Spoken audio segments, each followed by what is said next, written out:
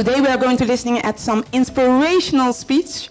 My name is Michinu Maduro, and I'm your moderator these 2 days. And I need you, because you are the audience, I'm the moderator, and we are going to work together. Oké, gaan we samenwerken? Gaan we dat gewoon doen? Oké, dat betekent dat als ik om een applaus, gisteren hebben we het al een beetje geoefend. We practiced yesterday a Caribbean applause. Not some, no, a Caribbean, you know? With soul and noisy. Yes, so if I ask for applause, what do you do? Yes, oh, I love it. We are going to do something now, a little bit exercise for the brains. Please stand up. Oh, I don't want to stand up. Yes, you're going. Okay, and your left hand is pointing forward, and your right hand is thumbs up, like this. Left is pointing and thumbs up. And everybody, yes, also there in the back, because I can see everything with his big eyes. And then you switch. And that's very easy. Yes. It's very easy.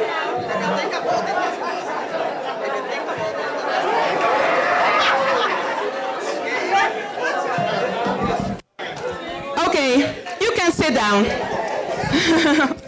Sometimes you have to practice. Practice and talk with each other. How are you doing that? And maybe if you practice today, we can do it tomorrow in the morning. Yes? Okay. And we are here in the University of St. Martin. So I think we can give the organization a big applause also for this, yes. And I've never been in St. Martin. My uncle is living here, but it's so nice. It's so beautiful. Yes, I think I'll come here to stay. Yes. Okay, yesterday we already heard from the Minister of Education, Culture, Youth and Sport, Mr. Wycliffe Smith. And today we are going to listen to Mrs. Shermina Powell Richardson. She is the Secretary General Ministry, Education, Culture and Youth and Sport from the government of St. Martin. We are going to give her a very warm applause. Mr. Shermina Powell Richardson. Permit me first of all to extend a warm and cordial welcome to all participants at this very important conference. I wish to, at this point, acknowledge the presence of our Minister of Education, Culture, Youth and Sport, the Honorable Mr. Wycliffe Smith, our representative of the Dutch, Mr. Chris Johnson, and also we want to welcome to St. Martin, the Commissioner from Bonaire, Mrs. Nina Den Heer. Did I say that correct? Den Heer. Welcome, Bombini, to St. Martin. And of course, we want to bid a very special welcome to the members and the chairperson of the task force, Children's Rights, all participants, IQ event organizers, guest speakers, workshop presenters, the media, my colleagues here on St. Martin, ladies and gentlemen. I believe the children are our future. Teach them well and let them lead the way. Show them all the beauty they possess inside. Give them a sense of pride to make it easier. Let the children's laughter remind us how we used to be. I chose the words of this song entitled Greatest Love of All. Actually, it was composed during the year 1985, which was the International Day of the Youth, by the late Whitney Houston. And it simply reminded me that truly the love for children, our future, should be immeasurable. The theme chosen for the conference sets the tone for us to truly claim ownership of our collective responsibilities towards our children, our future. Many times we hear the cry, what is the government doing? What is the school doing? What is the church doing? But I believe that it is appropriate for us today to say, what am I doing for our children, our future? For this reason, I want to commend us for coming together and wanting to share, and I believe we can say in part, we can complement each other, and we can even sharpen each other's skills and network as we strive to build a strong and resilient Caribbean child protection professional network. For this, I believe we can all say thank you, thank you, thank you. So you can look at someone next to you and say thank you for being here. Yes, it's important to give thanks. Permit me also to brief you somewhat on the strides this country has made since the change of the constitutional status on October 10, 2010.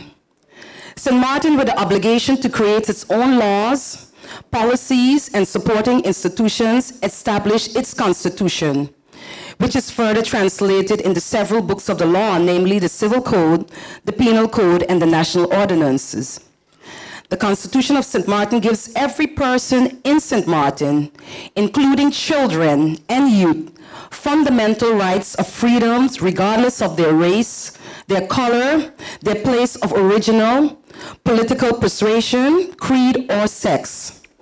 Furthermore, the Constitution of St. Martin explicitly makes mention of children and youth in the following articles. Every child has the right to obtain basic education, Article 11, Section 2. The government shall provide care directed to the protection of children and youth and the advancement of their education, welfare, cultural evolvement, and leisure. This can be found in Article 18, Section 1.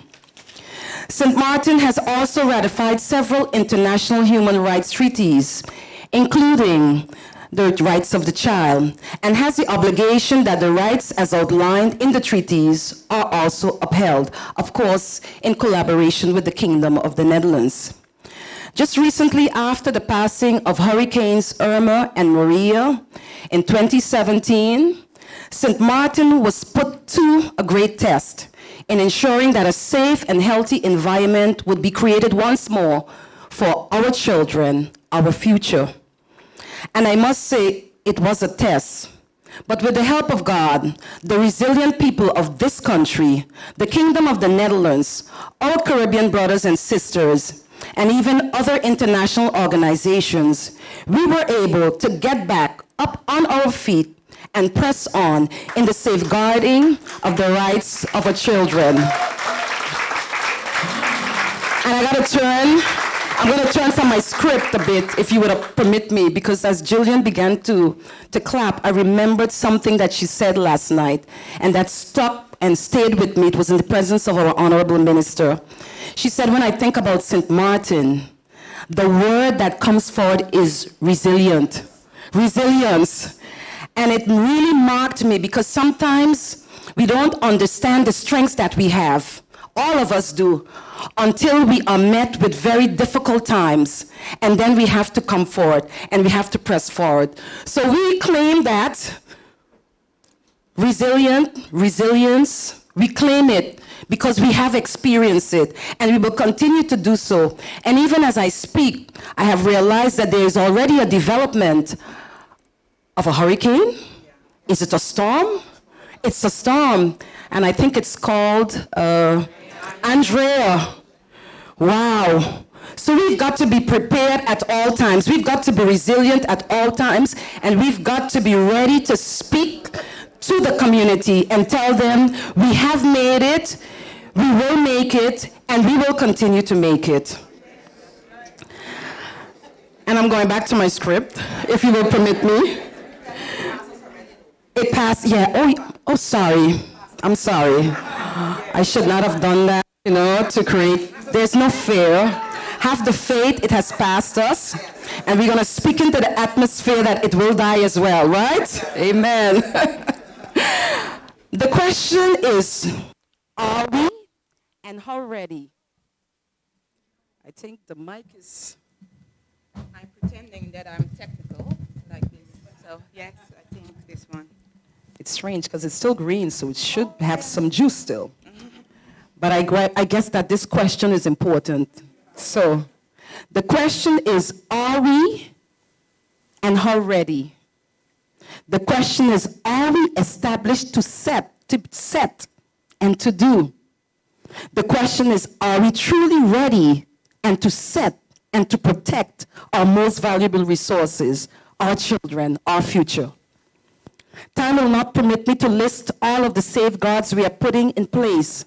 However, I must single out some of them, and specifically in the area of education and child protection. And we do not take credit from the Ministry of Education, Culture and Sport for this, but we, on behalf of the entire government of St. Martin, take credit for what we have already achieved and we will continue to do. One, we are busy with identifying children between 0 and 3, their living conditions. We have also endeavored to train daycare providers so that they have the skills to work with our children. We have already begun with integrating disaster risk reduction, education, and youth participation in disaster risk management within our safe schools. We are busy with our school safety plans. We are busy also with our various processes of engaging the community in the awareness of the rights of the child.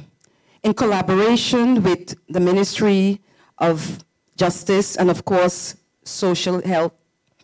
Health, Social Development, and Labor, we are seeking to strengthen and prevent response mechanisms towards violence. We ensure that we have expanded access for children within our after-school programs for, of course, our safety nets. And I can go on, but I want to take note of the time because there are other speakers after me. I believe that all governments, all stakeholders, together with the Kingdom Task Force, Children's Rights, can bring about the change we so desire in ensuring that our children are given the real chance of being our future.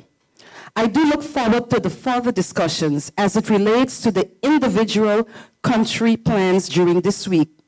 I look forward also to the various workshops and best practices. I have my eye on one already, but I won't say because I don't want the others to feel, like offended. All are equally important.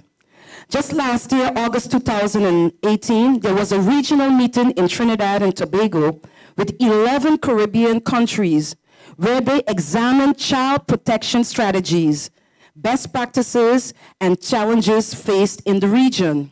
The meeting focused on topical issues such as structural and institutional arrangements, services, and programmatic intervention for children using, for example, case studies. We can use our best practices here as well. Tips for quality, disability, inclusive programming, child protection in emergencies. And I look at my colleague, Mrs. Rodriguez. And of course, the Court of Guardianship. Data collection, analysis, monitoring, and evaluation, creating awareness of child protection issues, and collaboration and networking. So let me encourage you again by just reminding you we are on the right track. Today, at this time, with our efforts, we can collaborate.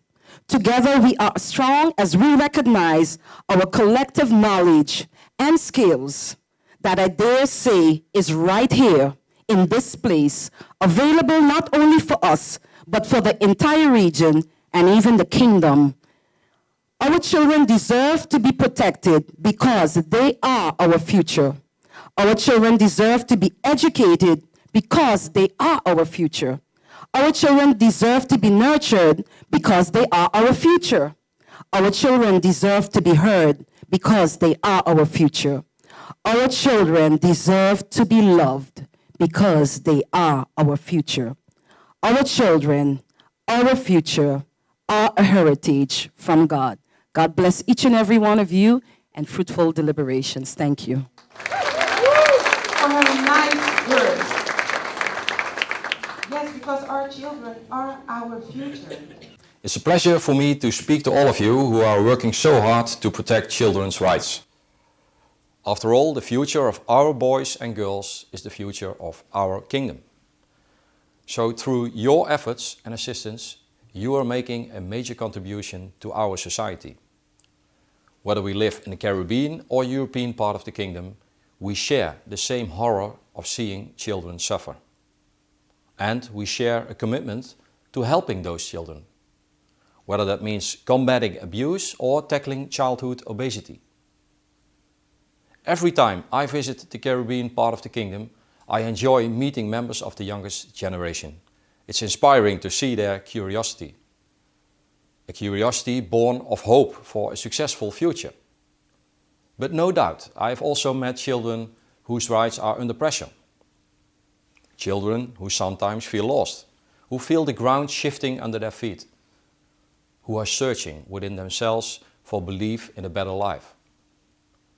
They may not tell me or others what they are going through. They may not speak out by demonstrating, sending emails or appearing on talk shows. But even without speaking, they compel us to take urgent action, to recognize their hidden suffering and tackle it head on. 6 years ago, this conviction was borne out. In May 2013, UNICEF presented 6 reports which caused quite a stir. Children's rights in the Caribbean part of the kingdom were under pressure. It called for better cooperation between parents, the government and civil society organizations.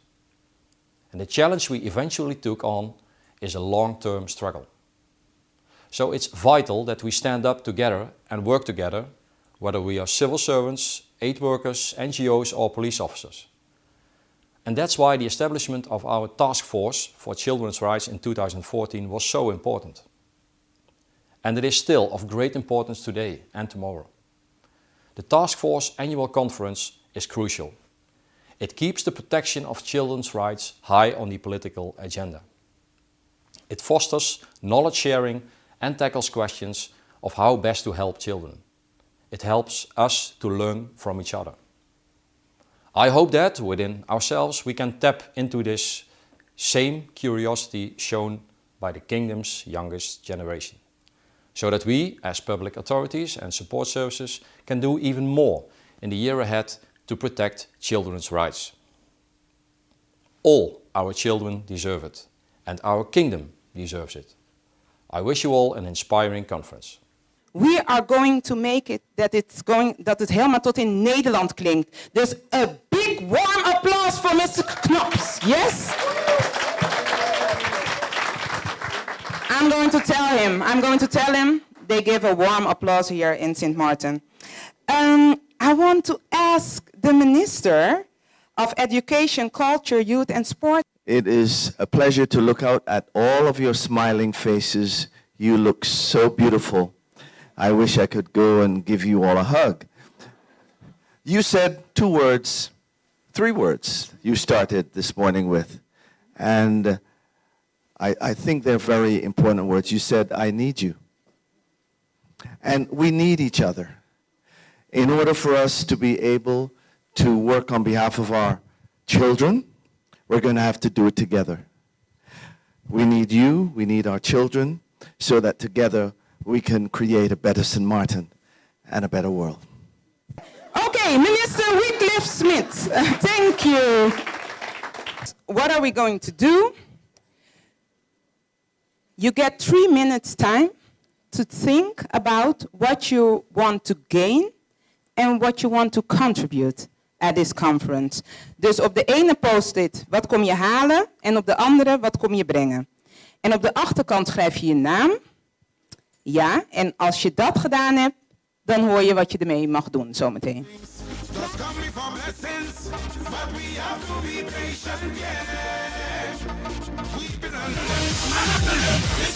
Okay, when you're ready, we are going to do this. Listen good. You see the posters over there and over there. And the orange is what you want to gain. And the blue one is what you want to contribute. And you can put it, yes, Even erop plakken. Stick it. Stick it. Ja, hè? Dank je, dank je. Je kan het daarop plakken. En dat mag je nu doen. Dus zullen we gewoon afspreken om het een beetje georganiseerd te houden. Dat we vanaf hier plakken jullie het daarop. En de rest plakt het aan de voorkant. My problems is like steroids, I get my doses from all kinds of sources. I don't know them still got kill me now.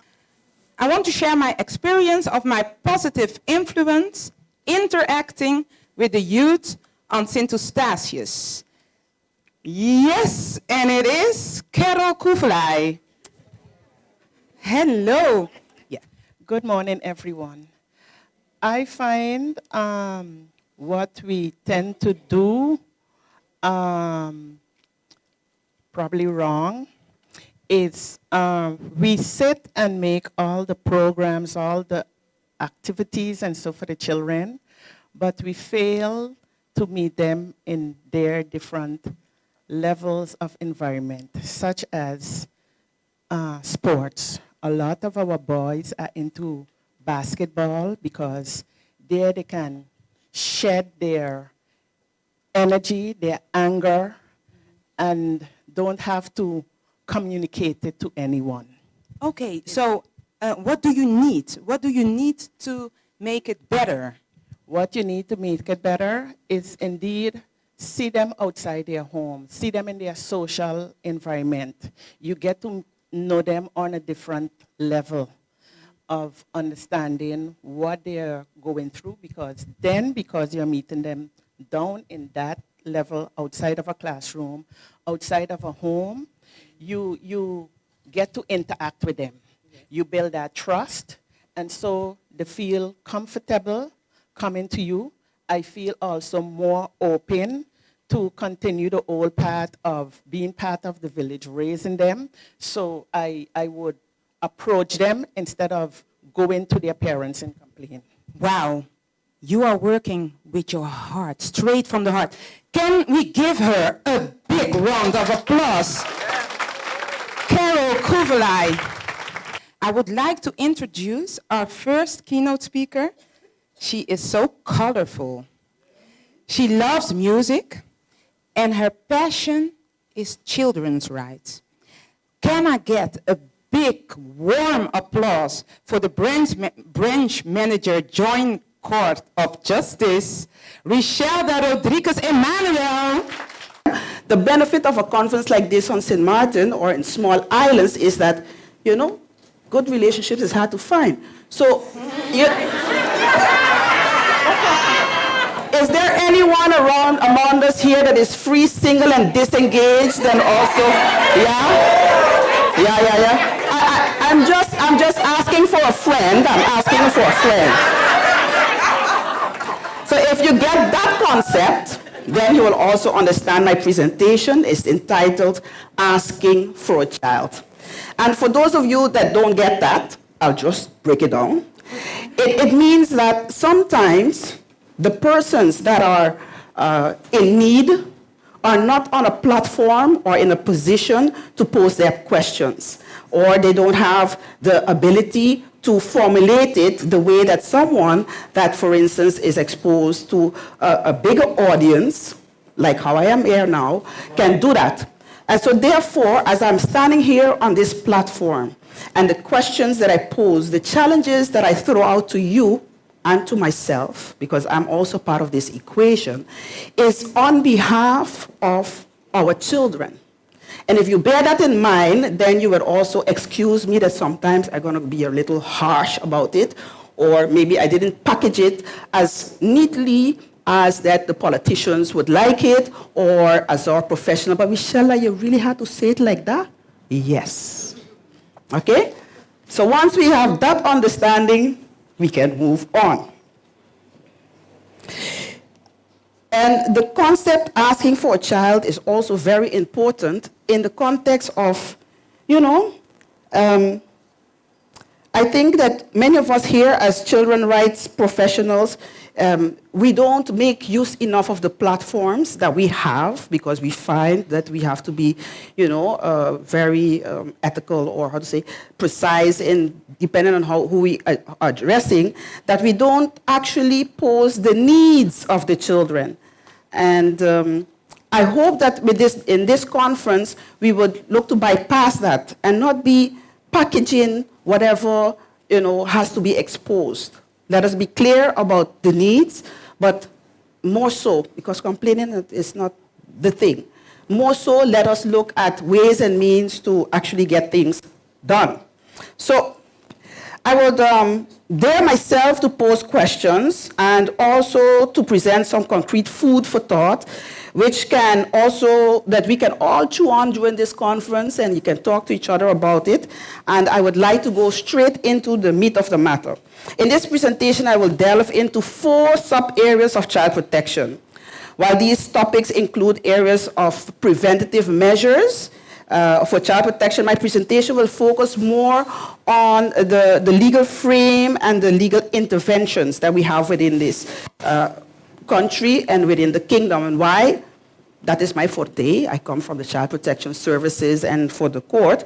And, but also because I see, and as a compliment to the NGOs and to different community service organizations, I see our non-governmental organizations and our churches and individuals work so hard to address protection and children's rights. And so I want to compliment you. And so when I today want to put emphasis on more what is the legal frame, it is because I acknowledged and I see that in the program, that there are so many initiatives all across the kingdom that are hands-on, that are reaching the children. But sometimes it is necessary to have that legal frame, those policies, those organizational structures in place in order to also extend a better service in protecting our children. I will touch on 4 areas. How listening to the children can be key to their protection. So listening to children can be key to their protection. And then how the child protection laws and agencies, executing agencies and reporting codes, the challenges that we have in that area. I will also talk about alternative care institutions, minimum requirements and inspection norms, and the norms that are needed to ensure protection of our children. And then, this is the nice part of us being together, how we can work together as a kingdom to ensure child protection in all parts of this kingdom. Yeah? So those are areas that I will delve into. Do you know the saying, a child should be seen and not heard? Yes. Especially when big people talking and it's big people business. You know that saying? Or a child should not be allowed to be in big people business, period. But we talk all of these business. Amen. So you guys know what that is. But I know people that honestly believe that by saying this, by keeping information away from the children, it is a way to protect them from things that, according to us adults, they are not ready for. They assume the children are not ripe for certain information. Or they are protecting them for things that they think can bring harm to the children. The challenge we have as parents and as educators is to find a balance between protecting the children by keeping them ignorant, or protecting them by duly informing them or by giving them access to age-appropriate information. Our children actually hear everything, even if you have them in the room next door. They hear everything, except when you call them to do their chores. Somewhere or the other, that don't work by my child. If you call them to do or if you have a conversation with somebody else on the phone and you think the child is all in the other room, and next thing you know, but mommy, you just tell auntie so and so and so. I'm like, but wait a minute, how you up in my business so? And on the other hand, when I keep calling, Amalia, you're ready to, Amalia, you have to take away the clothes from, like 100 times, because she doesn't hear that part. So they hear everything. And the children have access to the World Wide Web. So they have access to information nonstop, unlike us that, used to have the lineup encyclopedia in the, the shelves catching dust because we had them, but did we use them? But they have access to all of this information. So the thing is, who is the ignorant one on this side? Is it so that we're being realistic in this day and age as to the information the children can get? Yeah? So we have to be open to giving them the space to form and share their thoughts on matters that are relevant to them, and especially in matters that is essential for their protection. When we are involved with the children and in a mutually respected communication with them, we can better guide them with information and on sexuality, respect for their body. We can reassure them that it's okay. It is okay to follow their gut feelings if they don't feel comfortable around auntie, uncle, coach, pastor, and the big-time politician that share our shirts. You understand? It is important that the children, we have to break it down.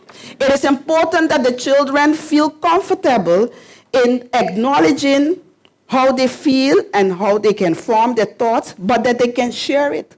And that we don't tell them, that's not your business. It's big people talking here. And please, don't underestimate how this also correlates with other dangers that the child can face. For instance, with bullying or extreme and potentially deadly school fights. This is a reality. Please bear in mind that the next time you tell a child, be seen and not be heard, instead, you can take heed and bring into practice the Convention on the Rights of the Child. And the conventions, the specific articles that touch on those areas are, for instance, the child being able to form its own views, the right to access to those views and to be able to express those views freely on matters, especially on matters that are pertaining to them. Yeah? And also, we have to provide them with the opportunity to be heard. In this area, I would like to specifically mention that as of August 2019, the St. Martin branch of the Joint Court of Justice of Aruba, Curacao, St. Martin, Bonaire, Saban Station, I want to mention all of them, that we will be implementing child hearings. So we have specific courts, that in connection with the rights of the child, when a child is 12 years or older, they can be heard. They have to be heard by a judge in matters that pertain to them. For instance, divorce cases, out-home placement, protective measures. As of August, we will be having these hearings not during the Monday morning sessions when the parents and the social workers are also in the hallway, but we have a special room where the children can come, and in the waiting area, they will be treated royally before they go to see and speak to the judge. Boom.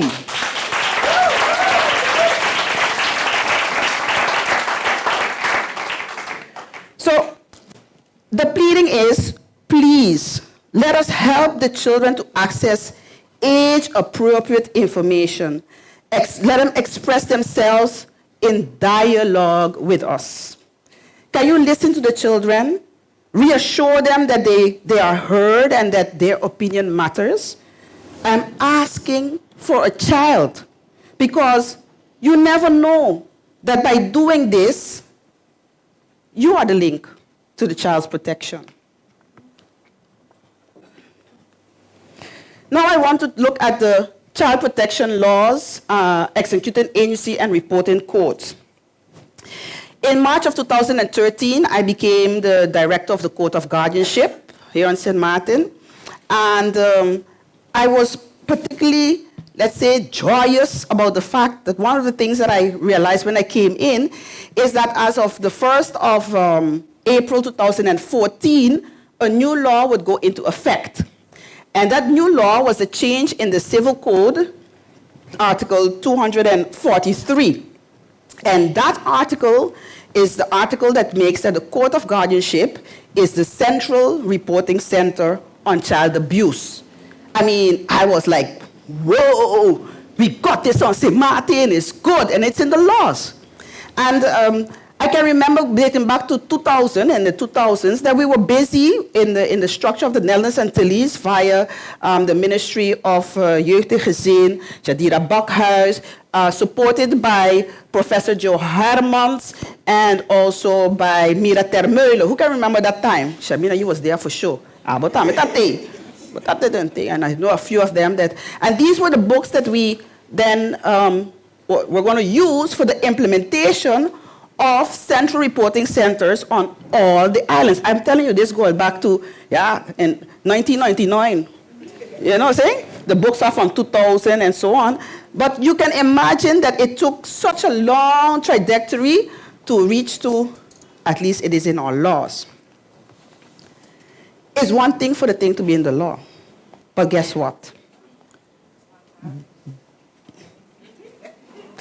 The law did not bring with it the questions for our governments, if I may say it like that, as to, but what structure is needed to implement this law? What policies do we have in place to implement this law? What are the process and procedures needed to execute this law? It gets worse. Do you know that the organization that actually has to execute this law does not exist in the structure of Country St. Martin? Yes, you heard me right. We are on all the law books, you know. You can open the burgerlijk wetboek, so civil code, wet voor strafrecht, strafvordering, kinderbescherming. Het gaat over kinderbescherming. Ja, Raad voor de Kinderbescherming.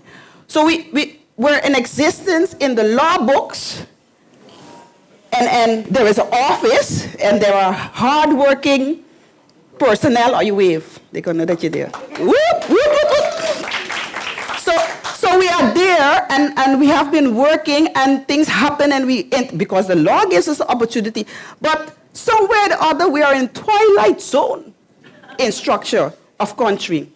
So these are things that it has to be said. It has been said in, in those neat boxes, but it has to be known that these are the things that are, if we are serious about child protection, if we are serious about being able to execute these laws, then you need tools. You need tools, because I can say, I'm a carpenter.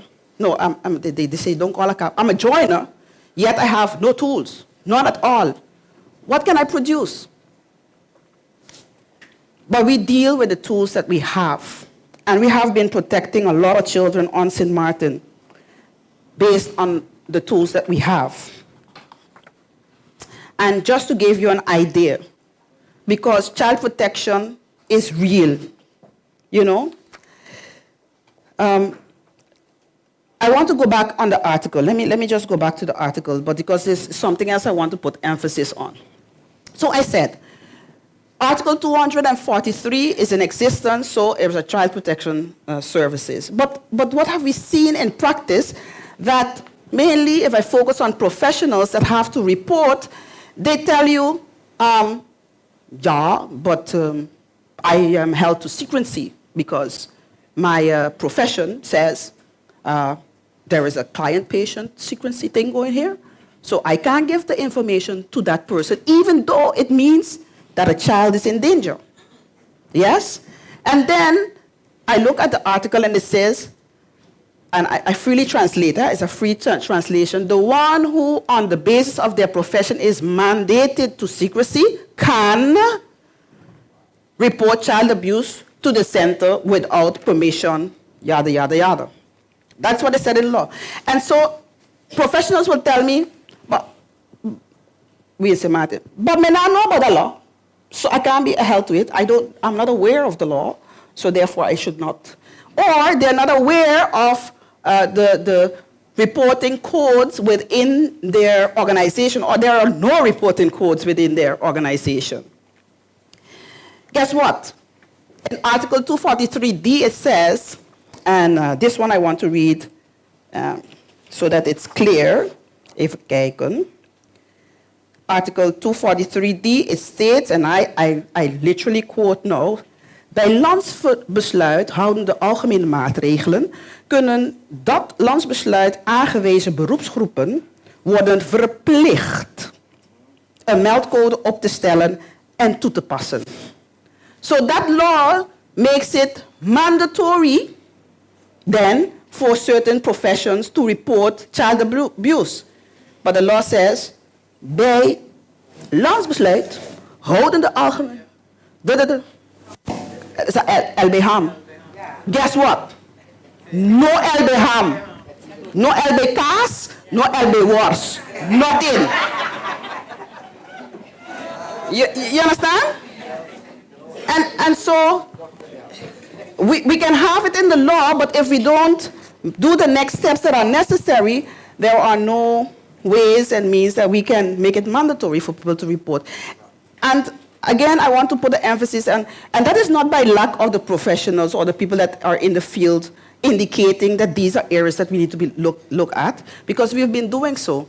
This is not for the lack of, for instance, I see members of the MECIS that we've been working, that's the Ministry of Education, Culture, Youth and Sports, that has been working and pulling for a long time the different Social Affairs Department, the Ministry of Justice, all departments. We have done so many information sessions in this community about the reporting code and all those kind of things. But the ones that are responsible for actually putting the LBHAM in place, and the laws in place, somewhere or the other keeps repeating to us, but you know, there's so much work to be done. We don't have the technical staff or the people that has the legal frame or the little bit of resources that we have. There are other priorities because we need to, there is a plan van aanpak, justitie, and the priority is police, immigration, and prison. And somewhere or the other, I don't see anytime soon, none of those priorities being shifted. So my question to you, what are we going to do with this information? You wrote down there, how can we contribute? We have to be heard. And so I wonder, and it's not to be discussed, but I wonder what is needed? What is needed before action is going to be taken where it is required for us to be able to really protect the children? So not only the part of making sure that we have prevention, but that we can do intervention and that we can actually save the life. I've been wondering, didn't we learn anything from all the extreme cases that we saw on our sister islands, Aruba, Curaçao, in Holland? I mean, I've been reading the Limburger. I don't know why I keep getting a flash of the Limburger, of last the 2 children that were found in the car. That was Sunday. 2 children were found in the car. They were murdered by their father, and then after he committed suicide, you know. And then you get a whole story of all these things that went wrong before. So it doesn't happen only in the Caribbean. It happens everywhere in the world. But we have a responsibility to take care of our children. So what are we doing with the responsibilities that we have in where that is concerned? What else needs to happen before we can open our eyes to the needs of our children? And I'm not wishing bad on everybody, you know, but it seems as if a whole big situation is necessary, and then we get full media attention, full media attention. All the politicians go ask questions. I go even further. It had to reach then all the way to the Dutch chamber because of the European Union asking questions about the state of the prison of St. Martin, right? I don't know if you all follow that. The state of the prison of St. Martin, because human rights has been trampled on. European AU asked questions to the Dutch chamber asked questions to Parliament called the minister, everybody on it. Okay? And so, does it need to go to the extreme? Something extreme has to happen in St. Martin, or it has to be something within the family structure or a political family for it to have attention? I don't wish wrong on no one, but we don't want this to happen.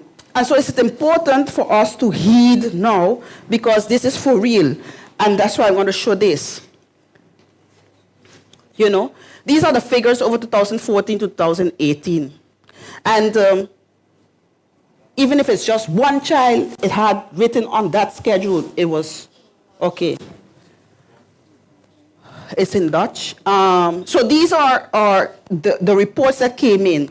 And we have learned that when a report comes in, it's just a tip of what is actually going on in the society. So to me, this is it. You just multiply it, you know.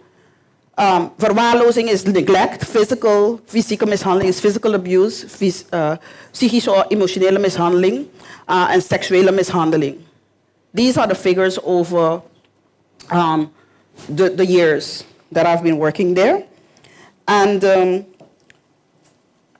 just imagine a country, small island like ours, just kept coming out of a humongous situation of a hurricane.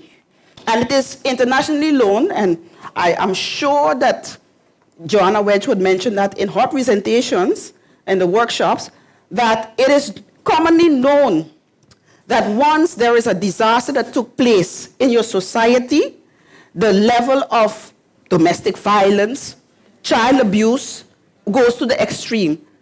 I mean, you can just imagine a situation of you don't have a home anymore, parents are out of work, you have to shack with each other in a smaller home setting, you have a bunch of people together. In some times we were strangers together when they were here in the shelter, just here at the festival village. There we housed, there was a shelter.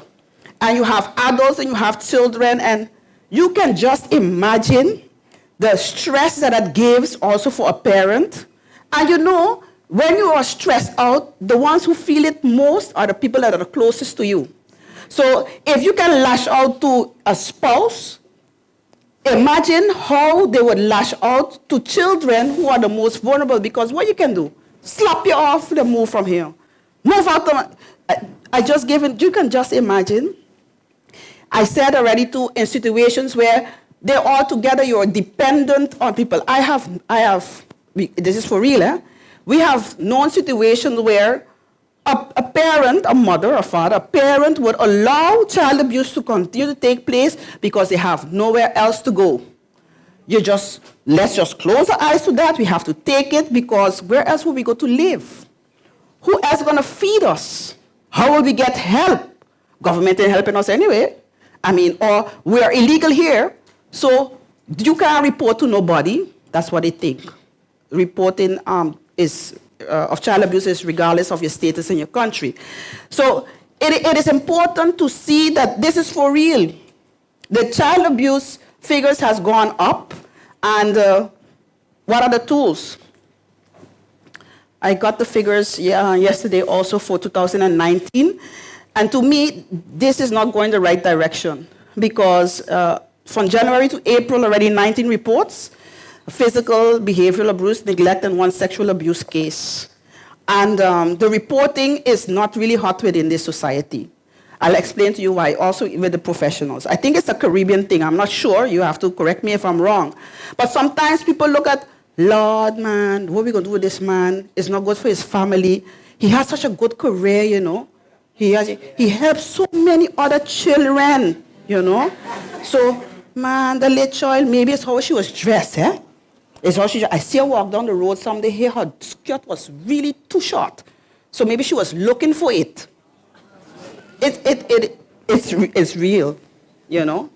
And then you think, but if I report, even though I'm a professor, if I report, boy, all of it, they're going to hear that I reported it. My name is going to be all over. And then they're going to harass my family. And they don't know where to find me. I see these people last week in the supermarket, you know. If I have to look for other supermarket to go. You know. So that's the reality of it. And then what we do then, we choose for our own comfort. We choose for our own, you know, safeguarding of our lifestyle, instead of looking at protecting a child. That was a mouthful, eh? Let's look at child protection and alternative care institution, because when we do now, again, while I say a lot of things about that the Court of Guardianship is in a twilight zone, we do have on St. Martin all the legal frames that we need. So all the laws are there, and in that sense, we have the legal tools to do intervention and also to put children under protective measure. But then the report comes in, you have the legal frame, you put a protective measure, and what do you do with the child? Where do you place this child? Because do we have institutions that are age appropriate or case appropriate in order to give the child the protection that the child needs? It is a very difficult thing to see cases where the child is in such a need of protection that it has to be taken out of his own environment. That is the last resort, because we do take into consideration the Convention of the Rights of the Child also, and the minimum requirements that says that first and foremost you have to try to solve within that home setting of the child. But the reality is that there are cases that the child cannot stay there. It has to sometimes temporarily be removed in order to do the investigation and ensure that the well-being of the child is secured before the child can go back to the home setting. And so therefore, the question is, what to do with this child? And I told you I'm going to be real in this presentation. Sometimes as professionals, with extreme cases that you have to intervene and take the child out immediately out of the home setting, we have to drive around with the child, bring the child to the office, feed the child there, make some phone calls, and sometimes it reaches late in the night, some gone down long time, and we're still looking for a placement for this child. It is real. It is real. And then we ask, but in our Caribbean culture, we take care of each other, right? We take care of each other's children, and you can live with mommy, auntie, godmother, grandmother, but not if you bring problems. No, but if that's a problem child, me want a problem in my house? I don't want a problem. And so, what do? We call on foster families within the society. I bet you every day you open the Daily Herald, you're going to find by the community billboard from the Family Guardianship Department stating foster families are sought. How many people actually react? And if we don't, some children cannot be placed in foster families, or some children actually tormented some foster families. Let's be honest about it. Then the next foster family, come pick her up. Please pick her up now, you know? And then, so you need specialized institution to deal with children, because some of them come with what we call behavioral problems, that they're not behavioral problems, they have challenges within themselves, and these challenges cannot be placed. So they're going to have to throw it out on somebody, and until we find a way to reach that child. So what happens to the institutions? On St. Martin, we have 2 NGOs that are institutions. But do we have minimum requirements for these institutions? Do we have inspection norms for these institutions? What has been keeping us to get it formalized? We meet on this as professionals. We have guidelines. We know exactly what we want. But it has to be put into a law. So there is work to be done. And then, because we're going to work, I'm just not just throwing this out for, is for us to know that there is work to be done. And how are we going to do this? We have gathered in this conference indeed, as it has been a spin-off of many things. As was stated, I think Minister Knopp's actually read my notes. I don't know how he did that, but nowadays technology, you know, people can go into other people's emails and I don't know, but but this came indeed. It came about after the evaluation reports of the UNICEF in 2013. They were presented in May by the University of Leiden. We were there. Who else was there? A few of them were there for this presentation. And after the presentation, of course, it became, like I said, a big hype, you know, because NGOs and says the rights of the children are being trampled on in the Caribbean part of the Dutch kingdom. Nee, dat kan toch niet, we moeten toch echt wel gaan doen.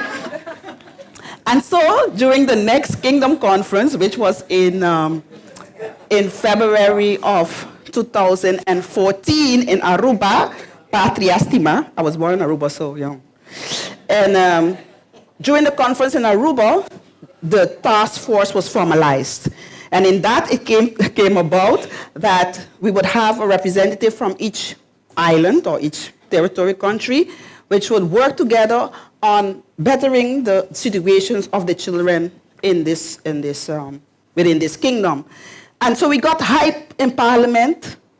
Everybody, I don't want to mention them, but Bosman and everybody else, they were all asking questions on it. And the task force received een potje geld. Want je hebt geld nodig, ze moeten toch reizen. Ze zitten allemaal ver, Aruba, Curaçao en dingen vanuit Nederland. So monies were made available, you know, resources were put in place, and we got attention. And that's why we're here today.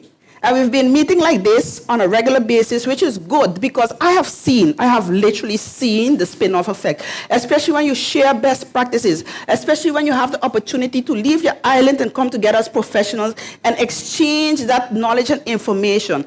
I have seen the effect it has with being able to, on a continuous basis, even when we're not in this setting, that we can benefit from each other's knowledge and know-how. It has been working, especially for the NGOs. Especially for the organizations down on the ground who just, you know, hit the ground running at all times. But my challenge now, 5 years after, I have to count, 5 years after is, but what happened then on the decision-making level and what concerns the laws that has to be implemented? Because all these things I just said, these things were known in 2014. They were known in 2013. What are we doing? And how can we assist the decision makers in taking that leap of, not faith, that leap of commitment towards our children? Because lip service don't work in child protection. It does not. Lip service, Lord, poor thing. The child, yeah, I know that family bad, boy. Yeah, I didn't know the child was in such a predicament, you know. But what a thing. My coffee ready? We move on. Really, it gives like a temporary attention because it's a hype, and then we just move on. We eat, we drink, we be merry, and we move on. But that's not for the children that are in that situation. So, I just wanted to testify, you know that, eh? So say it again. Ja, steun het op eigen kracht, maar toch met de wil om elkaar erbij te staan. That is how we in this together as a kingdom. Yeah? It is even worse because, of course, it's more intense. I was there in Geneva 2015 when we had to present to the United Nations the reports on the rights of the child to the United Nations. You can imagine the confusion that to explain these people that is one kingdom, one report, 4 countries, and who is responsible for making sure that there is no discrepancies between the rights of these children within the kingdom. But in reality there is, because they go say, but their country, ze zijn toch, ze hebben een aparte status binnen het koninkrijk and they're responsible. But responsibility is one report, is one entity that is signatory. It is as kingdom jointly. Like I said, ik ben een koninkrijkskind. and I have worked, I see that in different parts of the kingdom, we have the information. Holland has a reporting code. The BEST already have a Caribbeanized inspection norm for child agencies. St. Martin already had a functioning youth rehabilitation center. Curaçao and Aruba have differentiation in the thing. So we can pool the knowledge and the resources. We can do it. So if your answer is yes, we can, then let's do it. Laten we recht trekken wat krom is, voordat de tijd om is. So let's go have a Rotterdammer here. Geen woorden, maar daden. Waar hij is, right there. Hey, Feyenoord, all the way. Let's fix something, anything. Let's fix something. Let's run with it. And then, ultimately, my thing is to you. On behalf of the children, for the child, of the rights of the child, I am just asking you, on behalf of the child, Bankuni, let's get this right. Wow. Thank you. Wow. Yes. Richelda, Rodriguez, Emmanuel, for your heartful speech. So amazing. So we have workshops, 6 workshops today. And we're going to ask for your name and what kind of workshop are you going to give? Yes? And in 1 or 2 sentences, please. Yes? James Snake from the Sean Telephone Ubuntu to Aruba. I will present Best That Ever, a project of Telephone Ubuntu to Aruba. Okay. Yes. Marianne Volaert from the Dutch Netherlands Youth Institute. I will be presenting with my colleague Caroline on Meldcode in Holland and lessons learned. Hello, my name is Marcel. I'll be presenting together with my colleague Olga Massidon Service on how to integrate child protection into comprehensive school safety. Thank you, Marcel. Hi, my name is Dirkje de Jong, working for Public Entity and Sint Eustatius. And together with Magadi from Magadi's Youth Foundation, we're going to present gaming and about negative and positive sides. Okay, thank you, Dirkje. Also applause. My name is Tessa Alexander, and I am from SEBA, Public Entity SEBA, from the Laura Lindsay Daycare Center. And today I will be presenting on a day in the high scope class, how high scope encourages security and independence in the classroom. Thank you. Don't fall. Niet vallen. Sherman Milliard from the Sean Telephone Ubuntu. I'll be talking about the children's helpline, how it's working on Aruba. Okay. Yes, because maybe you're thinking, but I didn't choose a workshop yet. No, because we are going to choose a workshop. You can choose it during the break. And you see here in the hallway a few cards. Each workshop, 25 members. You can, yes, and full is full. But in the afternoon, we have also the same workshops again. Can I have a big warm applause for the workshop leaders? Thank you, thank you. En toi, toi, toi, hè? Heel veel succes.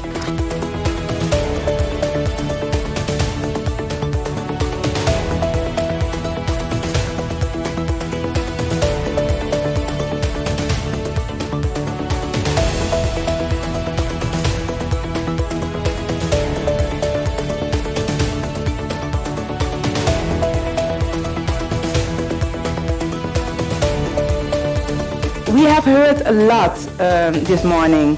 One of the quotes, children should be seen and heard and believed. Kinderen moeten gezien worden, gehoord worden en geloofd worden. Heel vaak zien we kinderen niet als gelijkwaardig, terwijl ze gelijkwaardig als mens zijn. They are equal, because they are also human being, and that's very important. I'm a pedagoog, and I work also in prison. And in de gevangenis, you see a lot of behavior just like children, just like qua ontwikkeling kleine kinderen. En het bijzondere is, het gaat allemaal om gezien worden. If you can make real contact from your heart, they feel it. And it doesn't matter what you say. But it's important if you say, oh, you're going to do it great, je gaat het geweldig doen, and you don't mean it, voelen ze het ook.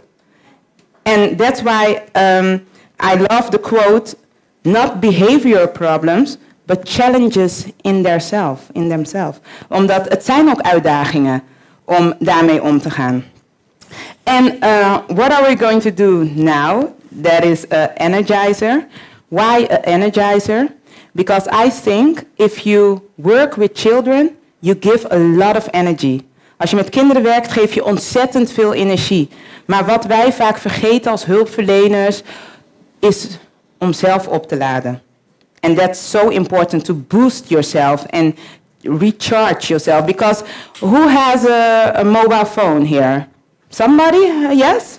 And if the mobile phone is, the battery is low, are you zet je het dan gewoon ergens in een hoekje neer? Nee, toch? No, you put the device on a charger. Maar waarom doen we dat niet met onszelf? Why do not charge ourselves? So today we are going to do some energizers, and I hope you get a little bit of energy, and then we are going to listen at the inspirational speech of Mr. Wallace. What's your name? Carmen. Carmen. Yes. And what's your favorite meal? Baked potatoes. Baked potatoes. Okay, everybody who loves baked potatoes, can you stand up? And oh, if you don't stand, I know you love baked potatoes. Oh, yes, yes. Okay, okay. And then you can choose somebody. Oh, they're going to sit very quick. But if they don't look at you, just choose them. That's the rule. Yeah? Oh, okay, okay. Thank you. What's your passion? What do you like? Ja, je passie. Wat is het waar je echt voor wakker wordt en denkt, daar ga ik voor?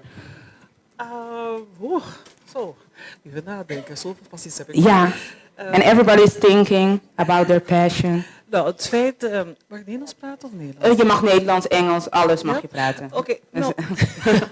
ja, het feit als je iets leert en je kennis verrijkt, dat je dat mag delen met de ander en de ander ook geïnspireerd wordt. En dat de ander ook op een gegeven moment je dankbaar mag zijn. En ik ook dankbaar mag zijn dat ik ook daarin wat kan betekenen. Okay, that you inspire another person. Yeah.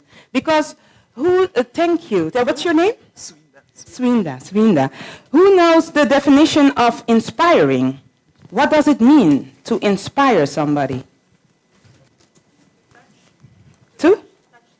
Touch them? Ja? Het is adem inblazen.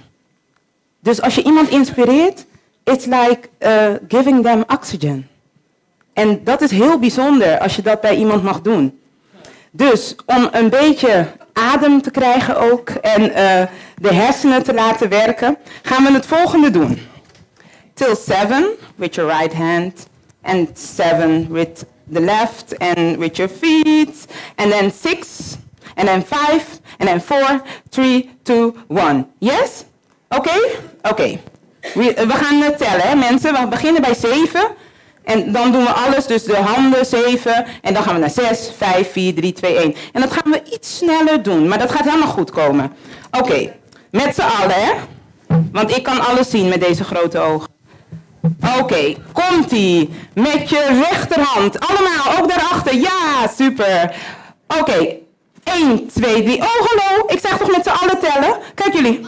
Naar mij kijken. Nee, we tellen met z'n allen. Komt-ie. Rechterhand. Gaan we in het Nederlands of Engels tellen? Engels zeggen ze in koor. Oké, komt-ie dan. 1, 2, 3. I don't hear you at the back. 7. 1, 2, 3, 4, 5, 6, 7. 1, 2, 3, 4, 5, 6, 7. 1, 2, 3, 4, 5, 6, 7. 1, 2, 3, 4, 5, 6. 1, 2, 3, 4, 5, 6. 1, 2, 3, 4, 5, 6. 1, 2, 3, 4, 5, 6. 1, 2, 3, 4, 5. 1, 2, 3, 4, 5. 1, 2, 3, 4, 5. 1, 2, 3, 4, 5. 1, 2, 3, 4. 1, 2, 3, 4. 1, 2, 3, 4. 1, 2, 3, 4. 1, 2, 3, 1, 2, 3, 1, 2, 3, 1, 2, 3, 1, 2, 1, 2, 1, 2. Yes. And now you can sit down and then, the blood is going to your brain. The hemisphere get enough oxygen. And you know, children love this. They love now it's very hot in here. I'm so sorry. But the airco, het komt goed, mensen. Alles komt namelijk goed. I say that always. I said it say that in the prison. Everything is going to be alright. Yes. En nu wil ik het letterlijk. Dat moet ik niet gaan doen. Want er is maar één van jou. Ik geloof. There's only one of you, and we are unique. So the best thing you can be, that's yourself, because there's only one of you. So, and there is space for everyone. So you have not to compare yourself with another, but you can that the other inspire you. And that is important. And I think that's why we're here on this conference, our children, our future, so we can inspire each other, because we all have our own profession. And our own profession is okay. And maybe you are working with somebody and you think, I don't like her because she remembers me of that aunt. Or she is he is talking in a way that I don't like. But you know that the thing you don't like, that is something that's inside of you also. But maybe it is small. Maybe you have a person you work with and she talks a lot. She talks before she thinks. You know that, ken je dat soort mensen die gewoon al praten? Ik ben er soms ook zo een. Die het al gezegd hebben en denken, oh, think first. Misschien irriteer je jezelf daar wel aan. Of erger je jezelf daar wel aan. Maar er kan ook een les in zitten. There could be a lesson inside for you. And that is that you can take more space. Maybe you don't take enough space. And that's why you get annoyed of irritated als diegene dat wel doet. Dus probeer altijd een les eruit te halen. Nou gaan we iets anders doen met elkaar. En daar ga ik jullie niet heel veel voor laten bewegen. We are going to do another energizer. But it also it have a lesson inside. Wie kan hier in het Japans tot 10 tellen? Count. Wie heeft ooit karate gedaan? Are there people here who has ever done karate? Nobody? Oh, I can imagine. Of judo? No? Nobody? Okay. Nobody can count from 1 to 10 in Japanese? Okay. We beginnen bij 1 and that is ichi. And we do this. Ichi. Yes? So with your right hand, ichi. Okay. Yeah? 2 is ni. We do this. Ni. And this is important that you do this. What's 1? Ichi, ni. And 3 is song. Song is just like you have some sand in your song. Song. Yeah, song. Okay, 1 is ichi, ni, song. Oh, you're great. 4 is she, like a sheet. This she. Yeah? And 5 is go. And then you kick the ball, not like Ajax. Oh my God, so painful. You kick the ball, go. That's 5. Yeah? Dus 4 is she, and 5 is go. Yeah? Okay, from 1. Ichi, ni, song, she, go. And then we have 6. 6 is roku. Roku is like you rock, you're a rock star. Yeah? Roku. And 7 is shichu.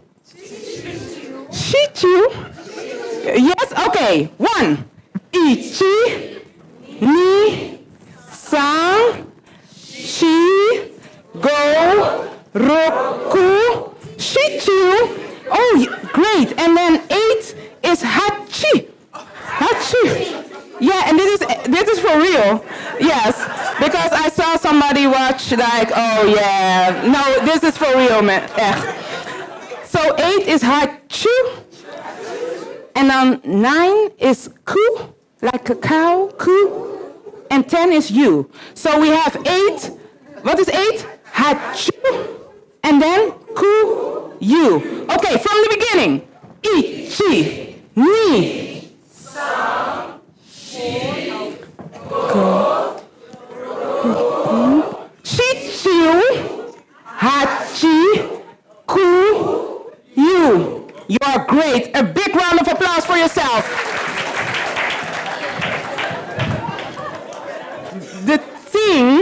The thing you need to take away from this exercise is when you are teaching children, don't forget to use all their senses. Al onze zintuigen. Want als we al onze zintuigen gebruiken, dan onthoud je het beter. And then you can make an impact. Because it's not what you say, it's how you make them feel. So I hope that you are going to remember that. Because now we have another keynote speaker to introduce. He is a youth and policy development, and also a researcher, experienced researcher, writer, and public speaker of the topics of transformational leadership. And his CV is like an encyclopedia. Echt awesome. Can you help me to give the next speaker a warm welcome? Henry Wallace Charles. A warm welcome, please. So I will start by asking a question. How many of you are involved in sustainable development? Only a couple persons involved in sustainable development. How many of you are involved in youth development? How many is involved in children development? But it's interesting that only a handful of persons are involved in sustainable development. And so the first of my presentation, you'll see I'm going in that direction because very often around the Caribbean, you get people discussing issues of youth and children development. And they look at what I think are very micro issues. So they identify a number of challenges and then, they stick to that. And I discuss youth development in the context of where are you positioning young people in terms of the development of the society. Okay? Now, in terms of youth development, oftentimes there is something about youth development that we do not spend much time on. We assume everybody is in fact aware and understand who are we talking about when we say youth development. Yeah? And it's a very simple thing. It's around the issues of the chronological definition of youth. Okay, so you would find, for instance, there are organizations that speak to the ages of 15 to 24. You have other organizations that talk about 10 to 24. There are countries that say young people are people up to the age of 35. Malaysia says it's up to 45. So they're all different. Well, some of you are happier. Some of you are happy to hear that. I haven't come across any country that says 55 yet, right? Okay. Okay. But now the UN has a very peculiar situation where they spoke about the 15 to 24, leading up to the 1985 year of the youth, okay? But of course, in the Convention on the Rights of the Child, they speak of children being up to the age of 18, okay? And so trying to address this conflict, the UN speaks now about the life cycle approach to youth development because they recognize that there is some overlap between who is considered as children and who are considered as young people. Why is that critical? In the Caribbean, it is because so many of the countries at different levels, and yet you have regional organizations seeking to bring about some harmony, trying to harmonize policies and issues around youth development, and so it creates some problems. So sometimes the UN organizes an activity, and there are persons who are considered youth in a particular country who cannot participate in the activity because the activity is above the age, is up to the age of 24 because it's a UN-sponsored activity, whereas a country like St. Lucia is up to 45, Trinidad and Tobago is up to 29. So that creates some level of discomfort for them sometimes, right?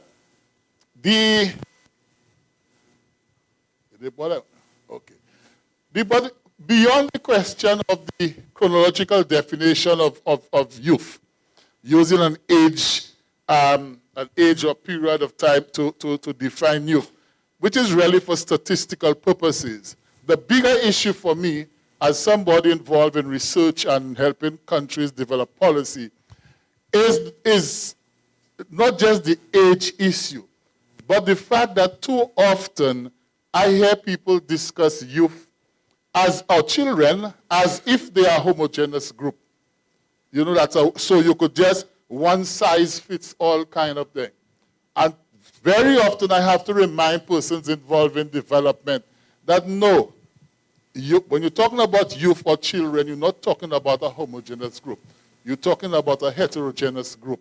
You're talking about the group of persons who come from different social classes, come from different geographic locations, who are informed by or influenced by different ideological persuasions, religious backgrounds, and all of those different experiences. Okay? Now, that may seem a very simple thing, but it is very critical. Because as you go along, you see departments of youth and other such agencies organizing programs and initiatives that is built on the principle of a homogeneous youth, not a heterogeneous youth.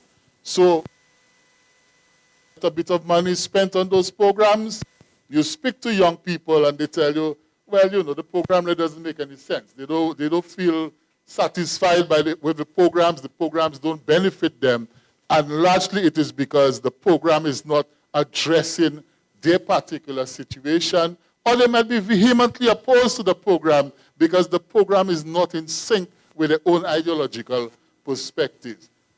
Worse, it is where that concept of the homogeneity of youth is used sometimes, I wouldn't say deliberately, but it is used to kind of discriminate against certain groups of young people. Okay? We're doing the program that way, and that is what we feel youth is, but then there may be young people who just feel, look, this direction, the program is grounded in a particular philosophical perspective that they do not feel that they want to be part of. And oftentimes, because adults are usually the one running those agencies, they do not take those things into consideration. I think it's like our colleague this morning said, you know, it's on the same concept of you need to be seen and not heard kind of thing. So we are doing this program, you know, you just fall in line and forget about it. Now this, like I say, raises very, very serious issues because it is not at all, you're not at all subscribing to the whole issue of youth empowerment, but worse yet, you could end up spending quite a bit of money and reporting on a number of activities that you organize for a year or for a particular period, and you cannot show any serious results in terms of how your programs are in fact positively impacting or assisting young people. And of course, the issue of, from a standpoint of accountability and transparency, you might really be doing programs that just wasting money. And you do it over and over because you tick a box and say, I have those activities. But young people are saying, well, you know, these things don't really matter for us because you're not reaching our group. Now, another big issue, which is a bit around the age and the definition, is a lot in the development discourse now. UNFPA, about 5 years ago, calculated the youth population, according to them, age 10 to 24, to be about 1.8 billion people, right? 600, approximately 600, are young girls, girls and young women, and of course they indicated that 90% of those young people actually resided in what has been described as developing or emerging countries. For the Caribbean, when you look at most of the countries of the Caribbean, 60% or so of the population of the Caribbean are persons below the age of 30, which means that young people in the Caribbean is a significant demographic group. The discussion in the development circles is around whether this number of young people actually represent a bulge or a dividend. They are, and if you listen to our political leaders, many of them seem to believe this population of young people is like some big challenge, like almost like an impending hurricane. You know, what are we going to do with this? All these young people, oh my God, what is happening? On the other hand, those who have a more progressive attitude towards development see this large number of young people as a dividend, as opportunities for the society. What is driving that discourse? Okay, of course it has to do with what are the philosophical or theoretical perspectives from which people are looking at young people or looking at the development of young people. The two broad areas in terms of the philosophical perspective or theoretical groundings, as I often refer to it, and that one is very, very prevalent. Many persons involved in development work and policymakers never mind all the rhetoric and all the fancy speeches made at opening ceremonies by politicians and others.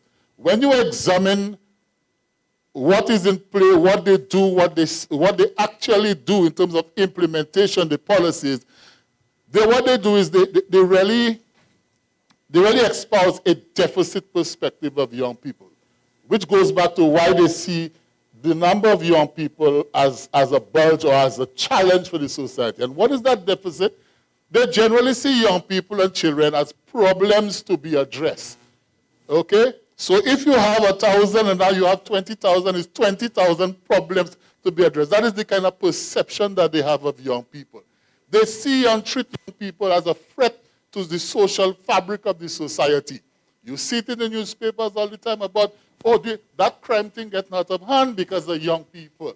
You see it and you hear it in the speeches so that they see young people as a threat to society, a threat to social stability, and indeed as a danger unto themselves. You know, these young people, careful, they will harm themselves, they don't know what they're doing and that kind of thing. In fact, what often we do is something that is natural to be in youth, which is what we call in youth development the propensity to take risks. What we have done is to stigmatize that, and in some cases to criminalize it, rather than try and see how best we can harness it, and therefore, because we take that kind of position to it, we see young people as, they go kill themselves, they're going to damage the society. And of course, a phrase that some colleagues were reminding me recently that we do not use very often is the whole idea of the ephibophobia, which is the fear of young people. In our societies, there is a genuine fear of young people. Oh my God, them young people and them young, and the fashion, the styles, the music, the way they dance, there is a fear of young people. Like they come in, it's like an invading troop or something. So that is and the people who have that fear are themselves sometimes involved in work, supposedly youth development work. So you understand the complexity of the situation that we are facing. And of course, many of them see young people as persons just in need of treatment. And therefore, most, if not all of the programs, so they see young people as being broken and in need of treatment. And therefore, if not all of the programs, when you examine them, they are geared that way. They're like prescriptions. They're geared to addressing this perceived brokenness among young people. On the other hand, you have what we refer to as the strengths-based perspective approach to youth, which sees young people as what we call an asset, as being valuable, as being significant in terms of what they can do for the family, what they can do for the community, for the society, that they are partners in development, okay? They're not mendicants just begging a government to put more money in programs, but they are partners in development, that they are citizens with rights and responsibilities like every other citizen, right? And that they are leaders, that they are also what we call the agents of change, okay? So that is, you could see, is a kind of a vastly different. To emphasize the second one, I always like to use Daman 2004, who gave a very, very apt definition of what we call positive youth development, which is the opposite to what seemed to be the trend in terms of the deficit approach. The trend being the need to treat young people, to fix them because they are broken. Daman and Pittman, Karen Pittman and Richard Lune and them speak a lot about positive youth development. And Daman has really captured the whole concept of positive youth development. As he says, it emphasizes the manifest potentialities rather than the supposed incapacities of young people, including young people from the most disadvantaged backgrounds and those with the most troubled history. So what he's exhorting us to do is to take a positive approach to youth development. And he's saying, let us focus on, let us emphasize that potential, you know, that strength, the creativity, the ability, the potential of young people, rather than focusing on the incapacities or what we perceive as their brokenness. And now, there are many people who try to challenge it by saying, are you saying that young people don't have no problems? And Daman answers that. He says that while the positive youth development approach recognizes the existence of adversities and development challenges that may affect children in various ways, it resists conceiving of the development process mainly as an effort to overcome deficit and risk. So what Daman is saying, he's not saying no, that you don't have issues, you don't have challenges, okay? What he's saying is, let us not conceive of the children or youth development process as just solely trying to address those deficits and those risks. He said instead it begins with a vision. That is what he's exhorting us to do, that our work with children and youth should begin with the vision of a fully able child, eager to explore the world, gain competence, and acquire the capacity to contribute importantly to the world. The positive youth development approach aims at understanding, educating, and engaging children in productive activities rather than at correcting, curing, or treating them for these perceived maladaptive tendencies or so-called disabilities, which I spoke to about in the deficit, where we feel that is what it is. In fact, in this wonderful paper, Daman goes on to use that definition to give guidance on programs, because he's of the view that if you take the deficit perspective, then oftentimes your programs will be ad hoc, short-term, you know, kind of a quick fix kind of thing, because you like a fire engine of firefighters just chasing fires all over the place. And he's saying, rather, if you take this approach, this positive approach, then you are more long-term, more strategic in terms of what you're seeking to do. That is why I started by asking the question, how many of you are involved in sustainable development, right? Now, taking all this into consideration, let's look at, in the time that we have, some key priorities for consideration. Again, these priorities came up in the context of what I have seen based on the research, based on discussions, based on participation in various conferences, not just of youth development workers, but youth conferences, youth leaders conferences that are held very regularly across the Caribbean. Now, and you will notice in some of those priorities that they are not single subject areas, to say crime, teenage pregnancy, and those things. Careful, right? These are the priorities for youth development, children development. You see there? There is nothing about saying resolving crime, which is the popular thing. You see a program for youth and you say, okay, we want to resolve crime, we want to address teenage pregnancy. The priorities are, for our work, is to recognize and to create the opportunities for young people to play their role as strategic partners in economic and sustainable development. So even when we are addressing what is a very vexing issue in many countries, with youth unemployment, okay, it is not looking at youth unemployment from that singular deficit of youth unemployment, but recognizing that the employed young person, and by engaging somebody in employment, what you are in fact doing is contributing to the productive capacity of the country. Therefore, what you are doing by facilitating or creating opportunities for employment is actually allowing young people to participate as a partner in the economic and sustainable development of the country.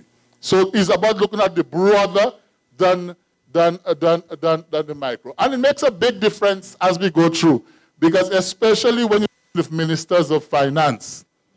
When you go to ministers of finance in the Caribbean and you start to list out a list of woes or a list of maladies and you're asking for money to deal with it, then the minister of finance usually says to you, but we have another set of problems here too.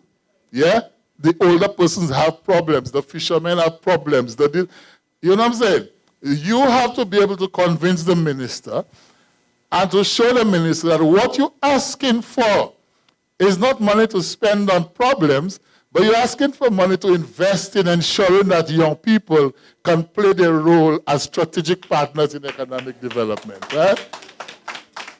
The second one, the issue, you hear a lot of talk about young people being indifferent, being involved in all kinds of when they start to vandalism and all of this kind of thing. Another priority area, if you listen to young people, is the whole issue of youth social inclusion, recognizing the diversity of young people, especially in those multicultural societies, okay, where sometimes young people are the best opportunity, the best hope that you have to bridge the gap.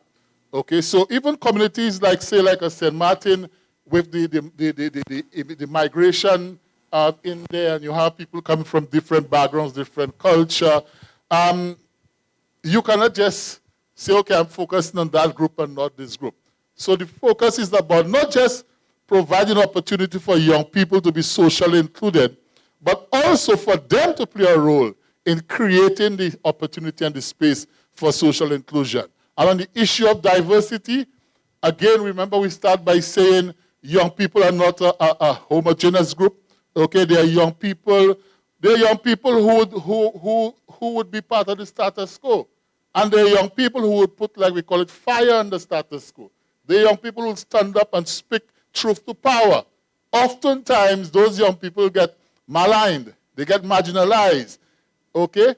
But if the concept of inclusion and creating social cohesion is kept to, then we know our role is not to marginalize, but to really bring in everybody, irrespective of their spirituality, their sexuality, whatever it is, the political affiliations and those things. Of course, we hear a lot about crime and violence, and every time the newspaper, when an elder person commits a murder, I don't think I see in the newspaper, old man commit murder. You ever see it? You know, but you see youth is a murderer, youth commit murderer, those sublime messages that they said. But the idea is many countries have invested significant amounts of money in the paramilitary forces, in doing little programs saying that we're addressing youth. What did they say? We're fighting youth and crime and whatever. And so one of the key priority areas is rather than criminalizing youth as a homogeneous group and claiming that you're trying to fight crime and whatever. What young people have been saying is, hello, we want to play a role. We want to play our role as agents of social change. We want to be architects of safe and peaceful communities. Provide us with the resources and the opportunities so we can play our role as architects of safe and peaceful communities rather than just stigmatizing us out there. The call is also for the investment in youth social capital. You know, we see all sorts of things about young people's ability to engage with each other, young people's ability to be positive in their peer groups and whatever. How much do we invest in assisting them developing their social capital? But more than that, in enhancing what we refer to as the navigational capacities. The navigational capacities is that capacity, that ability to identify risks, to identify situations that can contribute to various risk factors, and to be able to reside in those and be resilient so that they do not fall victim and prey to them. Okay? Another one, I think this one I heard somebody mention about disaster management. Another critical issue that young people are saying, and again, I think somebody said it, which is the fact that oftentimes in disaster or post-disaster situations, young children and young people are the ones most affected in the post-disaster situation. And so the call from young people for development persons like yourself is to engage them as key actors on issues related to climate change and environmental sustainability. Okay? Not after the fact.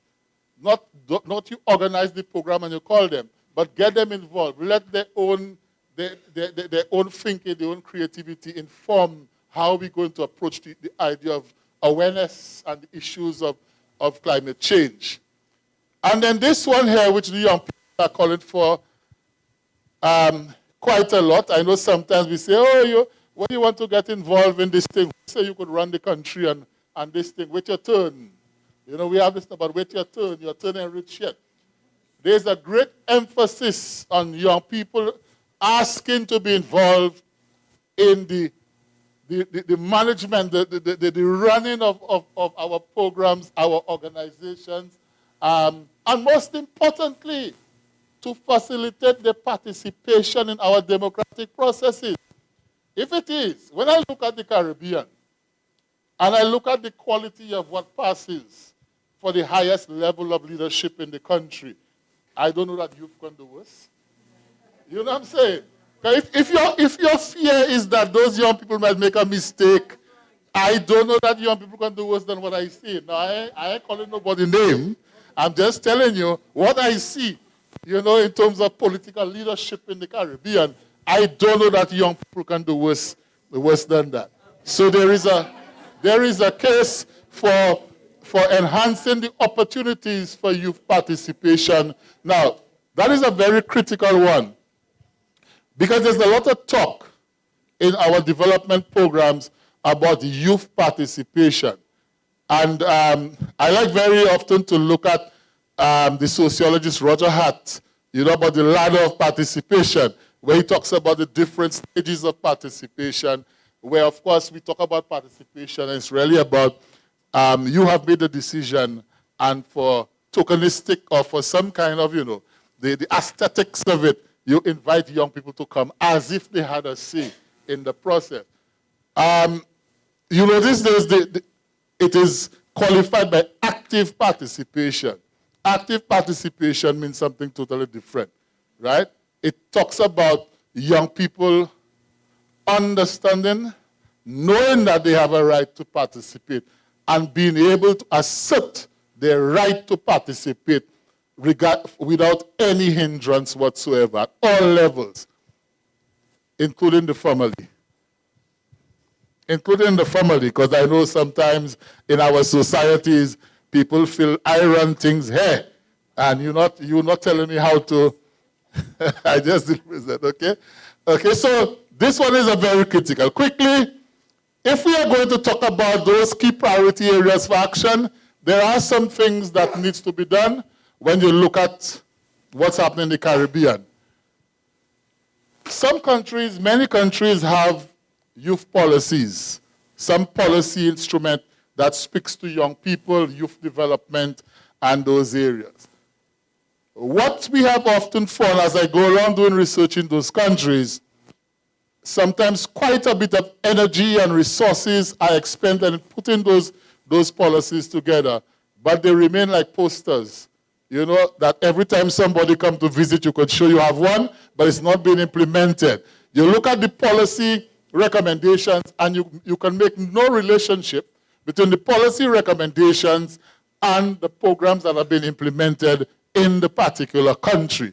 And in doing the research, what we have found is because very often the policy environments in those countries are not conducive to effective policy. So you could build a policy, but the policy environment in terms of the political will, okay, in terms of the level of support, in terms of the budgetary allocations, a lot of those factors, the state of youth organizations, or the extent to which young people are allowed to participate, these are all trending downwards, and therefore they have serious implications for your policy and for the ability to implement policy. And having said about the policy, the idea is, again, not a policy being just a shopping list, like you know how the doctor, you go doctor and doctor, you tell the doctor, I have a headache here, I have a toothache here, I have an ache in my leg here, and the doctor says, okay, pain 1, pain 2, Panadol, Panadol, Panadol, you know, this kind of thing, like a list of prescriptions to address it. The policies really have to be integrated. And that's why, coming back to the point when I asked the question, how many of you are involved in development? A standalone policy makes no sense. The policy really have to be linking young people to the broader development. Okay? It has to be, and that is also, you have a problem in those countries where it's true that Ministry of Youth and Child and Education would be the custodian for the national policy. But it is not their sole thing for them to implement, because you say, okay, part of the policy is, say, well-being. The Ministry of Youth will have that kind of mandate. The mandate will lie with a department in health and you know, sports and some of those things. So you need to have more of an integrated approach in terms of the implementation. There is need for forging strategic partnerships. There are too many ad hoc relations. Mrs. Richardson needs somebody from health down the road. I'm just using the example. And for this specific activity, the activity is next week. She calls them yesterday and say, hey, we have this, can you help? That is what we do in the Caribbean. Very ad hoc. You know, good friends now, tomorrow we don't know. So in one government, one country, you have situations where people, one Ministry of Labor is doing a program on entrepreneurship, and the Ministry of Youth is doing another, and nobody, they don't even know that they have a youth policy. So that is why it's important to engage to the strategic partnerships, okay? In fact, what we have advised countries to do, as soon, well, in the process of developing the policy, you should have all the players. And even when you have completed it, you should pull people together and let us discuss how we're going to do the implementation. Yeah, by those of you in children and youth development, I must tip my hat to you. I think most, if not all of you, deserve the highest national awards in your various countries. But when you take the institutional framework arrangements that are in existence in those countries, I don't even know how you all do it sometimes. You could tell me. They're totally inadequate. Many of those government institutions, especially responsible for youth and children development, well, it's like they expect you to do magic. Because the processes, the bureaucracy, the limited resources, you know, those things. And another aspect which you will see later on in a while creates real problems. So there are issues with institutional arrangements, and we need to enhance those things.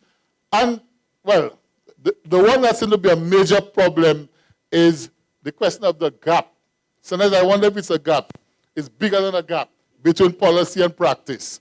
We say one thing, you hear all the nice speeches at the opening ceremonies, but when you look at what is happening in terms of practice, you see a wide gap. And of course, the big one, when it's a fad, everybody talk about it now, evidence-based decision-making, evidence-based policy for youth and children. My observation is I see more policy-based evidence than evidence-based policy. And what's the difference? Those making the policy decide what they want, and they're looking for the evidence to support what they want. Yeah? Not the evidence pointing to what to do, but the evidence to support what we say must be done. Yes? All right, that is a big one. Then the issue of youth mainstreaming is something that is coming very often now in the youth development discourse. It is about recognizing that every aspect of development and development planning relates to young people. So it's not about youth and youth development alone. Every aspect. If the government of St. Martin, for instance, decides they are going to try and reposition St. Martin's tourism industry, ideally you should not be doing that without the engagement of young people, for a number of reasons. One, how is that new policy going to impact young people? Okay? And secondly, how can young people contribute to accomplishing it if it is a good idea? And oftentimes that is where the creativity comes from. Young people come with the new ideas, because those of you who are familiar with the Bible, you know they have this thing about those who drank from the old wine have no place for the new wine. So if you want change and transformation, it is better you bring young people into the process. Yeah. Yeah. Resourcing youth development, another big issue. I know some of you might not, as public officers, might not want to say too much about that unless you get a memo when you get back to your office, but it's a big, big issue. Again, there is a very ad hoc approach to it.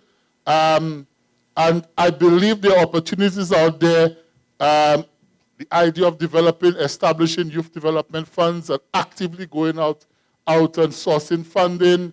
Some countries have used the idea of the national lotteries to use proceeds from that to fund youth development. Some have issues about, things, but some countries use it. Other countries, what they have done when they have developed the policy, they call like a donors conference. Yes, and then they bring them, they explain, they say, this is what we look at, can you think? Where they have had most success is where the policy is well integrated into the broader national development. So you're able to identify streams of funding apart from the allocation to the department. Okay? So health and well-being done by health and all what Power One others doing, that kind of thing, right? And of course, remember I spoke about the prevalence of the deficit perspective. Certainly there is a need for us to revisit the philosophical approaches to youth development in our countries. And talking about policy, let us say a little thing quickly on policy. How many of you think a policy is an administrative tool? Well, I'm asking. I raise that deliberately because my experience, a lot of countries, the policy is treated as an administrative tool. And in fact, a youth policy, is not an administrative tool. A youth policy is, in fact, an instrument of empowerment. That is what the youth policy should be accomplishing. I'm getting the signals, everything, okay? Quickly, just some thoughts more thoughts on the policy. A number of persons have said, well, it's an overarching vision. Denstad says it's a concrete and transparent strategy. In the Republic of South Africa's policy, they say it is an essential planning tool to guide a country and whatever. That policies, traditionally, they are public policy instruments, right? And also, as a prescriptive tool, a youth policy lays out a strategy to address the youth issues, the needs, and the challenges. As a development instrument, however, it accentuates the invaluable contribution of young people in development processes. And it is also an instrument to promote equitable and sustainable development. If your youth policy is not focused on addressing those things, then you need to maybe tear it up and rewrite it or do something. But beyond that, I hold a very expansive view of youth policy, youth policy. And to my mind, a youth policy document, a youth policy may be documented, but it is not a document. Yeah? I say that deal because people believe we have the document and we have achieved it. This is the Holy Grail. It is not a document. A youth policy is the testimony to how much we value our young people, our children included, and how serious we are about developing the full potential. A youth policy is not an act of charity. You're not doing young people a charity or some kind of favor by having a youth policy. It is an instrument of human rights. It should not be a prescription for despair and hopelessness, but it must be a contract of faith and hope, right? It should not be the pet project of some technocrat, but it should be, like I said, the favorite menu of government. Every time they speak or they do something, they focus on the policy. That's what we have. That contract with the young people, and that is what it should be thing on. Of course, it should not be static, but must be dynamic. And above all, again, because of the way they have treated youth policies, as this, like I said, this little document, and we could almost do without it. I hold the view, and this is what I keep, at all levels of government, I keep advocating, that a youth policy, having a proper, effective youth policy, should be held or is an indication of a society's democratic quotient. To my mind, if a society does not have an effective youth policy, then I begin to question the democratic nature of that society, right?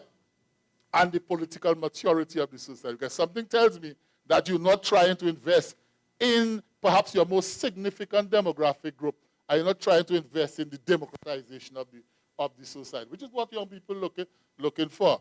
That the youth policy defines the character of a community or country's social agenda. What can you talk about? You as this big progressive country, and you don't have a policy that is in a progressive way guiding the development of your children and your young people. And that a youth policy, I hold the view that a youth policy must be an indicator of sustainable development. Don't tell me you are developing sustainably, and I cannot see an effective youth policy being implemented. There is to me that something is wrong here. And of course, the youth policy provides a basis for enhanced relationships between the state and the youth population, right? Because they have to take together. And for the public servants, I know the policy thing could be a little childish, a little ticklish. I brought this quote, Wu, Ramesh, and Howlett, who write a lot on public policies. They make the point that the concern about the irrationality and the complexity of public policy environment. Those of you working in government circles know that. The irrationality and the complexity of the public policy environment. And they ask the question about the capacity of public officials to effectively navigate the political realities of public policy environments. And to close, I just want to some quotes here. One is of former President Barack Obama, to again indicate to you persons at the international level who've been advocating for a more positive approach to youth. Barack says that youth are often the voices at the forefront of advocating for societies to advance and improve, whether on issues of human rights, technology, climate change, or healthcare. And Antonio Guterres, who is the current UN Secretary General, says that all our hopes for a better world rest with young people. And I want to end by saying that we, all of us who are involved in children and youth development, that we enable young people to pursue their dreams and fulfill their aspirations is the noble ideal that we have all signed up into. We have all signed into it.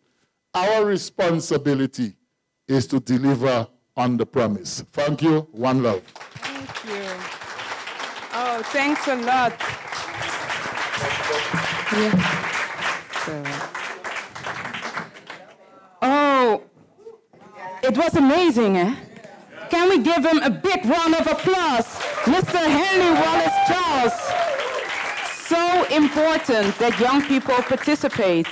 Dat jonge mensen meedoen. Dat we het niet alleen maar over de jongeren hebben, maar met ze praten. En dat ze onderdeel zijn van de verandering. Because that's so important. And also about the resilience and faith, where you talk about also. So it was incredible. Okay, what are we going to do now? We are going to the workshops. Even kijken, the same workshops of this morning. Dus je kan beneden een kaartje uitkiezen van de workshop waar je naartoe gaat. Het zijn dezelfde 6 workshops. Je ziet ze hier. Best Dad Ever, kindertelefoon, positive and negative effects of gaming. Because where are the people of Saba? Make some noise. Yeah? Okay, Saba. En Aruba? Make some noise. En Sint Eustatius? En Bonaire? En Curaçao? And the Dutch people? Oh my God. Okay, no, it doesn't matter. You come here to the Caribbean and they're going to learn you how to make some noise. And every people was working with child protection and children. Where are they? Make some noise.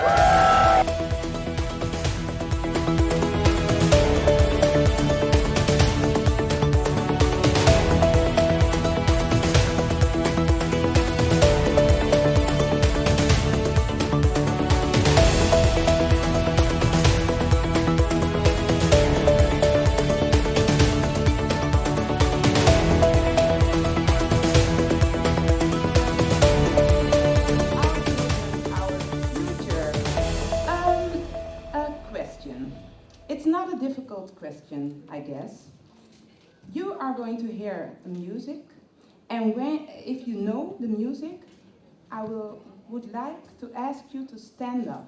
Yes, DJ Derek. If you recognize, yes, you stand up. Yes, thank you.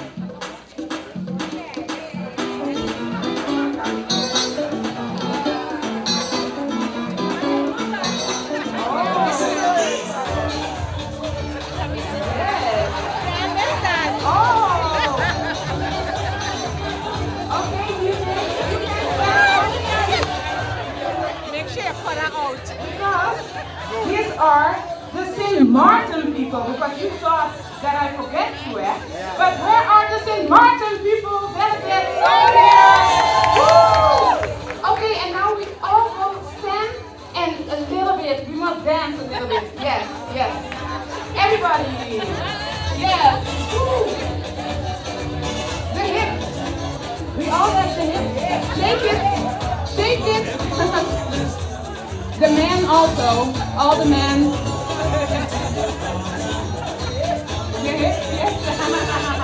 Yeah, and the okay, and you can look at each other and smile at each other. Yes, hi. Nice to have you here.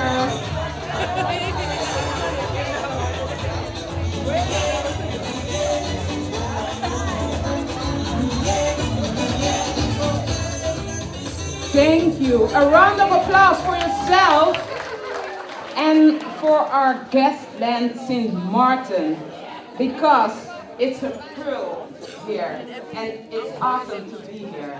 So I didn't forget you, and I want to thank the ladies also. Oh, but yeah, because they feel the music, they want to talk. They want not, ze willen niet meer luisteren.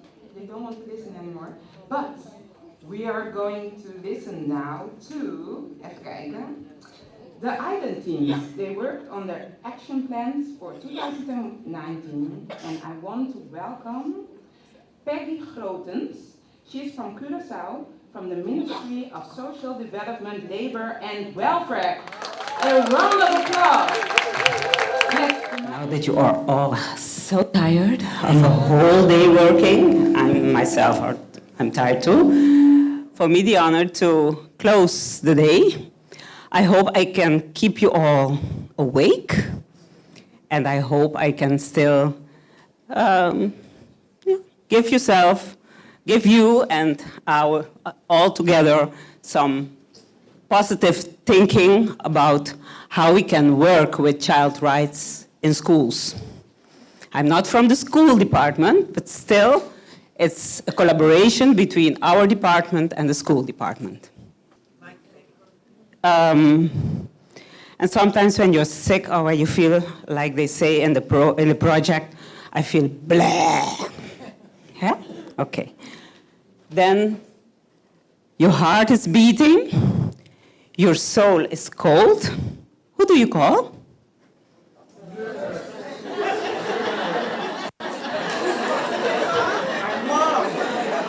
Who do you call? Do you call the doctor? No? Do you call the psychologist? No? What can make you become happy again? What?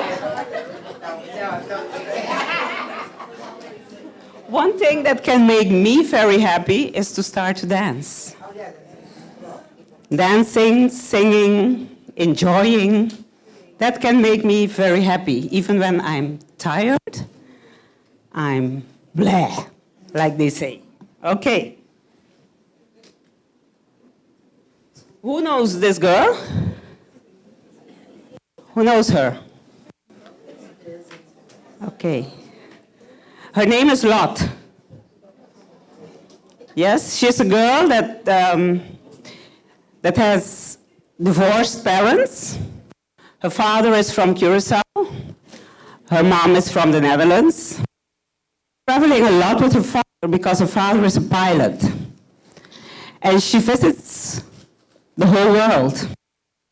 And everywhere she goes, she talks with children. Ik lees het heel even op in het Nederlands, want het is voor mij wat makkelijker nu ik zo moe ben om niet te hoeven te vertalen. Hey, hallo, ik ben Lot. Fijn dat je er bent. Mijn vader komt uit Curaçao en is vrachtpiloot. Mijn moeder komt uit Nederland en is juf. Mijn ouders zijn gescheiden omdat ze elkaar meer in de haren dan in de armen vlogen. Oké. Op deze plek in een digitale wereld vind je mijn verhaal. Mag je meereizen met wie ik ben en wat ik vind. Af en toe mag ik met mijn vader mee op reis. Dan ontmoet ik kinderen uit de hele wereld. Zij vertellen mij grappige, mooie en nare verhalen. Ik maak filmpjes van ze met mijn telefoon, want ik hoop ze voor altijd te bewaren. Ik wil later graag journalist worden. Soms deel ik verhalen op social media. Kinderrechten door de ogen van kinderen. Zo wil ik iedereen laten zien, horen en voelen wat deze rechten zijn en waarom ze zo belangrijk zijn. En vanaf juni 2019 vind je hier, dus op Curaçao, iedere maand nieuwtjes voor en door jongeren met nieuwe filmpjes en vlogs. Vloggen met Lot. Ze zijn een project begonnen op de scholen op Curaçao, Vloggen met Lot. En toevallig in dezelfde periode dat zij begonnen waren. Okay, they started a project in Curaçao in the schools, Vloggen with Lot. And in the same period that they started with that project, we of Ministry of Social Department, Welfare and Labor, also the project with them, together with Herman van Veen, Dama Dama Dance, about teaching children rights to children through artistic ways of expression. So not only by writing, reading, talking, but more by dancing, by acting, by singing, and by performing. So that project we started in March, and it was a pilot project. So we hope that we can continue with this project throughout the whole period. And it was a project especially to involve children in the children's rights, to make them aware of their rights through Lot, dancing, and culture.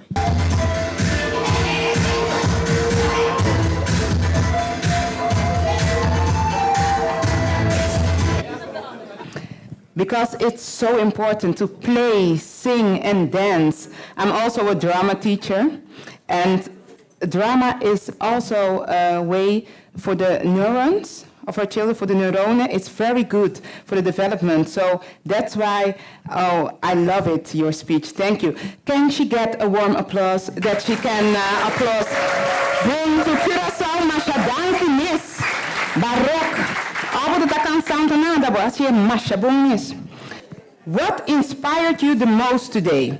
And I have here a little ball, and I throw it, and you catch it, and then I come to you. And if you don't look at me, I throw it to you. Yes? Okay. Oh, ja. Oh. Als je een beetje dichterbij komt. What inspired you the most today? Of het mag ook in het Nederlands, wat jij wil. No, what inspired me the most is that our children need a voice, and we need to respond to the voice of those children. Oh, nice. Thank you. Your name again? Yes, Joanne. And you can throw it to somebody, a man over there. But I'm just over there at the last a man. Yes. Yeah. Oh, the man who didn't dance for a long time, but today he danced. You know it at the welcome yesterday. Oh, thank you, thank you. Hello. How are you doing? I'm doing wonderful. Yes, you're doing wonderful. Did you dance? Today? Yes, today. Well, it was a St. Martin's song. Why not? Yeah, okay, Yeah. okay. And how was it good? Yes. Yes, it was a little bit. Okay. Now you can To answer. remove myself from the camera. Oh, that's very close. Oh my God. Yes, you can answer the question. You know the question? Yes. Oh, okay, because I don't know it anymore. No. What inspired me the most today? She took my thoughts of giving the children a voice. That is something that I am advocating for a long time, is to make people, or younger people, let me use it that way, younger people to express what they think, feel, and what to want to accomplish in their lifetime. A lot of times we heard that today, most of our speakers, that they always try to accomplish what an adult wants them to accomplish. Now, I believe that it is time for us to allow them not to live our dream, but their own dreams. Oh, amen. Thank you. But you can throw the ball over there. Oh, somebody run away, but I'm going to. Yeah. Oh, yeah. Through to that gentleman. Yeah, the gentleman, yes. Oh, here's. You can catch a gentleman with the glasses. Is it with the glasses? Which one? This one, I think. Eh? Yeah, this one. Yeah. Oh, thank you. Oh, yeah. Yes, that gentleman. I can't hold it. No, it doesn't matter. I hold it for you. It keeps falling. It doesn't matter. You can stand up because you get an applause immediately from the audience to give him a power, to boost him. Of this one, yes. What's your name? German. Oh, German. Yeah. Oh, you know. He looks like me now. Okay, Michino. Yeah, okay.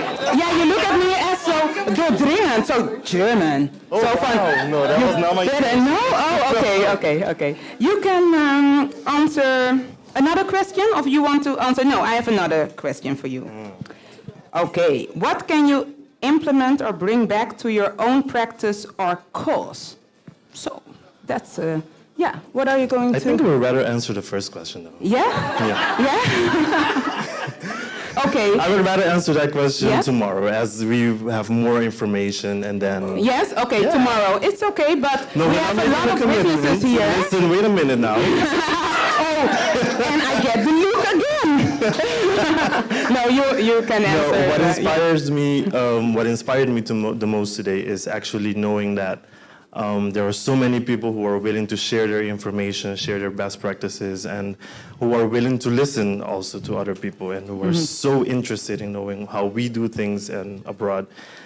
So that inspires me a lot. It inspires me that to know that there are so many people who want and are passionate in this field, because that is what is very important to do. This is a very important job. So, yes. yeah. Thank you. Yes, you're welcome. Also, what Mr. Wallace told us about participation. Het is zo belangrijk dat die kinderen echt waar het gevoel hebben en dat je ze ook mee laat doen. And I have another last question. And I need a volunteer, een vrijwilliger. Jullie weten hoe het gaat, hè? Een vrijwilliger. Niemand kan me niet voorstellen met zulk leuk publiek. Can I ask you to help me with one question? And your hair is beautiful and everything is beautiful, so it's already okay. And they are giving you a boost, applause, and come. And this one goes there. Okay, what's your name? Shardina. Shardina.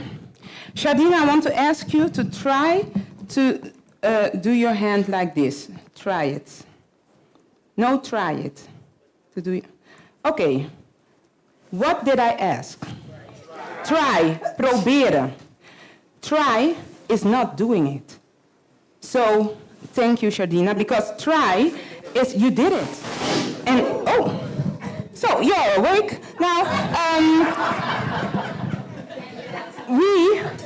I think, Shardina, and I think you agree with me, dat we niet moeten blijven proberen, maar gewoon doen. We must stop try to do it, but we must do it. Shardina, thank you. That was the example. Because a lot of times when we have conference like this, I hear, oh, we're going to try to do it and we gaan het proberen. Nee, mensen, ga het gewoon doen. And maybe it works, maybe it don't work, but then you learn from it and then you try it. Of no, you do it again. Yes? Okay, because today we had Minister, Wycliffe, he isn't here anymore, but I'm going to pronounce it good. Wycliffe Smith, Shamina Powell Richardson, Richelda Rodriguez Emmanuel, Henry Wallace Charles, and all the workshop leaders. Give them a warm applause, please. Because it was amazing. And I want to thank you, because you helped me and I feel that we are one. We are one team together. And tomorrow we are going to, gaan we dit vervolgen allemaal. Ik weet niet, hebben ze hier ezels? I was in Bonaire and they had a lot of donkeys over there. But 8:30, we will see each other. Don't take it personal. I mean the beesten.